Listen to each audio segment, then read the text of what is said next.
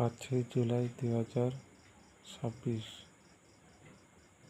আজ আমি যখন লেফটিনে যাই, লেফটিনে গিয়ে দেখি সুইবরা। সেটা প্রায় যেদিন যাই প্রায় দিদি থাকে বিবরা। এরকমভাবে করছে, গীতামূলক ব্রতমূলক মিলিয়ে করছে। তার জন্য আমি পড়াশোনার কাছে আবেদন করছি, পড়াশোনার জন্য তাদের বিরুদ্ধে আইনত ব্যবস্থা নেই। তাদের বিরুদ্ধেও আগে মামলা হয়েছিল কোর্টে, কিন্তু কোর্টে তারা মামলা হওয়ার পরও তারা এরকম করছে। একটা বিষয় হচ্ছে, আমার একটা কিপ্যাড মোবাইল কেনা হয়েছিল, প্রায় 1 বছর হয়ে গেছে। কেনার 2-3 মাস পর আমি শৈলেন মুদাকে বাড়িতে যাই। মোবাইলটা চার্জ ঠিক মতোই থাকতো, কোনো প্রবলেম ছিল না।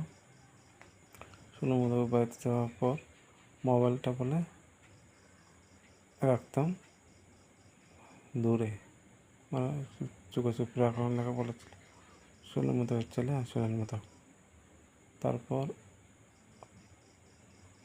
আমি ওষুধ খেয়েছিলাম, পারগনা থেকে ওষুধ দেওয়া হয়েছিল। ওষুধ খাওয়ার পর ঘুমিয়ে পড়েছি। তারপর বর্তমানে মোবাইলটা কী জানি করেছে, সেটা চার্জ থাকে না। কারণ আমি কোনো অসুবিধা পড়লে পড়াশোনার কাছে যেমন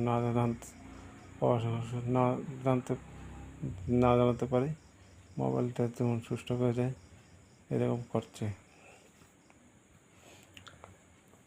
তো মেকার কাছে নেওয়ার পরও এটা কী হয়েছে সেটা প্রবলেমটা ধরতে পারেনি এখনো। এরকমভাবে করেছে।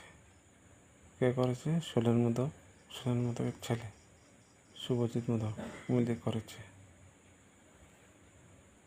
চরিত্র আছে রত মুদাক, গীতা মুদাক, সুব্রত মুদাক। তার জন্য আমি পড়াশোনার আবেদন করছি, পড়াশোনার জন্য তাদের বিরুদ্ধে আইনত ব্যবস্থা নেই।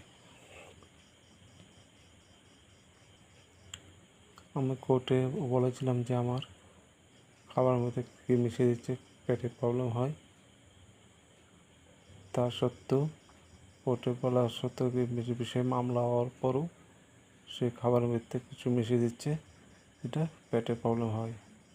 তার জন্য আমি পড়াশোনার আবেদন করছি, পড়াশোনার গীতামূলক বিরুদ্ধে যেন আবারও আইনত ব্যবস্থা নেওয়ার জন্য আমি পড়াশোনার আবেদন করছি। জয় হিন্দ।